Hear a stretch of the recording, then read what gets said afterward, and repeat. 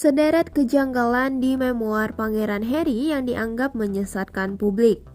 Pangeran Harry kembali berada di tengah gelombang kritik publik akibat memoar barunya yang berjudul Spare.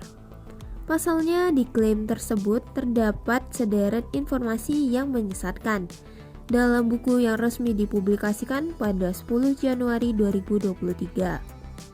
Salah satunya dikutip dari Page Six, Kamis 12 Januari 2023, Duke of Sussex menulis bahwa Raja Henry ke-6 adalah kakek buyutnya.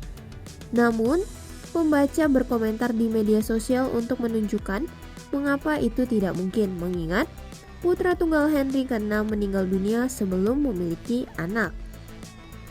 Putra satu-satunya Henry VI, Edward dari Westminster, terbunuh di pertempuran Tewkesbury pada 1471 ketika berusia 17 tahun, tweet seorang pengguna media sosial. Sementara yang lain berkomentar, Henry VI tidak punya anak lain, jadi bagaimana ia bisa jadi leluhur langsung? Pangeran Harry tampaknya berpendidikan sangat longgar. Mungkin Eton atau sekolah Harry yang didirikan Raja Henry VI berutang pengembalian dana biaya sekolah pada Yang Mulia Raja, atau yang dimaksud Raja Charles III.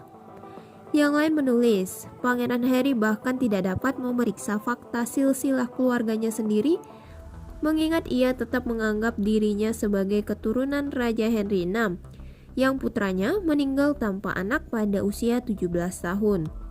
Kesalahan kedua yang telah diperiksa kebenarannya adalah seputar klaim Pangeran Harry bahwa ayah Meghan Markle, Thomas Markle, dibelikan tiket pesawat kelas 1 dari Meksiko ke Inggris dengan Air New Zealand. Kami mengatakan padanya, tinggalkan Meksiko sekarang, ia menulis. Tingkat gangguan yang sama sekali baru akan menimpa Anda, jadi pergilah ke Inggris sekarang, imbuhnya. Air New Zealand kelas 1 dipesan dan dibayar oleh Meg atau yang dimaksud Meghan Markle, istrinya Harry ya. Namun demikian, juru bicara Air New Zealand mengatakan pada New Zealand Herald pada Rabu 11 Januari 2023 bahwa maskapai tersebut tidak pernah mengoperasikan penerbangan antara Meksiko dan Inggris Raya. Juga, mereka hanya menawarkan tarif bisnis premier, bukan kelas 1. Sebelum itu, salah satu kesalahan pertama yang menarik perhatian pembaca adalah klaim Harry bahwa ia sedang bersekolah di Eton ketika mengetahui nenek buyutnya, Ibu Suri, meninggal pada Maret 2002. Tapi, sederet foto dari hari-hari menjelang kematian Ratu Elizabeth dan hari sesudahnya menunjukkan bahwa sang pangeran sedang dalam perjalanan ski di Swiss. Kesalahan mencolok tersebut membuat orang menggali lebih banyak kesalahan, dan begitulah cara mereka mengetahui bahwa Harry diduga berbohong tentang menerima Xbox sebagai hadiah pada tahun 1997. Disebutkan bahwa Putri Diana telah memberikan game konsol untuk ulang tahun Harry yang ke-13. Itu diberikan oleh mendiang saudara perempuan ibunya, Lady Sarah McCorquodale, setelah sang putri meninggal dunia secara tragis. Namun, Xbox tidak ada hingga 2001 dan tidak dijual di Inggris hingga setahun kemudian. Di sisi lain, tetap ada warganet yang terus membela Pangeran Harry dan mengklaim bahwa itu hanyalah kekeliruan minor dalam proses penulisan. Saya pikir maksud Harry adalah PlayStation yang dirilis pada 1995 atau konsol sebelum Xbox, tweet seorang pengguna. Menamai benda itu bisa saja membingungkan dan ia berusia 13 tahun saat itu 20 tahun lalu setelah kehilangan traumatis yang sangat besar. Ibunya memberinya game konsol.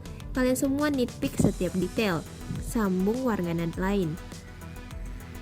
Yang lain menunjukkan bagaimana penulis bayangan memoir Harry, J.R. Moehringer, seorang jurnalis pemenang hadiah Pulitzer, mungkin akan disalahkan pasangan Sussex karena sederet informasi menyesatkan tersebut. Saya memberi waktu sekitar sebulan sebelum Harry dan pemiliknya, Meghan, mencoba melemparkan @Jr. Moehringer ke bawah bus atau yang dimaksud menyalahkannya ya, dan mengklaim bahwa kehancuran total reputasi Harry karena Spare adalah kesalahan si penulis bayangan. Semoga ia memiliki klausul non-disparagement yang sangat kuat, tulis seorang pengguna medsos. Perwakilan untuk Pangeran Harry dan Penguin Random House, perusahaan penerbit memoir tersebut, tidak segera menanggapi permintaan Page Six untuk mengomentari ketidakkonsistenan tersebut. Namun, Duke of Sussex telah muncul di beberapa wawancara TV di mana ia mengklaim bahwa bukunya berisi kebenaran tentang hidupnya. Pada Selasa malam 10 Januari 2022, Harry muncul di The Late Show with Stephen Colbert dan bercanda tentang pengecekan fakta serial Netflix The Crown. Ia berkata sambil menunjuk ke memoirnya, ngomong-ngomong alasan lain mengapa begitu penting adalah bahwa sejarah benar. Istana Buckingham sejauh ini belum mengeluarkan pernyataan langsung terkait memoir dan sejumlah wawancara Harry. Namun, istana sebenarnya bereaksi dalam sunyi. Kuasa hukum Istana Buckingham dilaporkan telah meminta ABC dan CBS untuk membagikan rekaman utuh wawancara Harry sebelum mempertimbangkan apakah akan mengomentari berbagai klaimnya yang menyudutkan keluarga kerajaan Inggris. Tapi, permintaan tersebut ditolak kedua media. Menyusul peluncuran resmi Spare, Harry memang melakukan wawancara dengan sejumlah media. Salah duanya adalah ABC melalui program Good Morning America dan CBS lewat program 60 Minutes. Catat people. Oke guys, jadi Sobat Masisi itu tadi sederet kejanggalan yang terdapat pada memoir Pangeran Harry yang berjudul Spare. Oke, jangan lupa like dan subscribe agar kalian tak ketinggalan berita terbaru lainnya dari Masisi News Channel. Terima kasih.